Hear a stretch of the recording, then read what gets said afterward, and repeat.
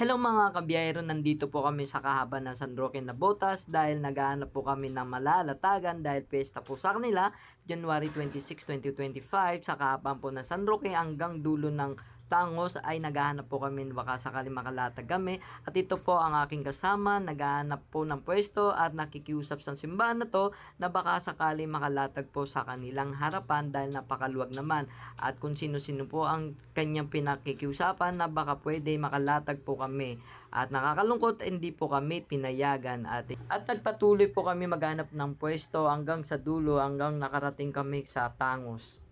At nasa dulong Tangos na po kami at nakiusap kami sa may bahay na pwede makalatag at pinayagan po kami dito sa kalsada na to. At ito na po ay naghahanda na po si Ate Lani maglatag na paisa-isa at pati ako. Inahanda ko na rin ang aking mga lamesa at mga paninda ng aking malalatagan. At hindi po biro ang bilang isang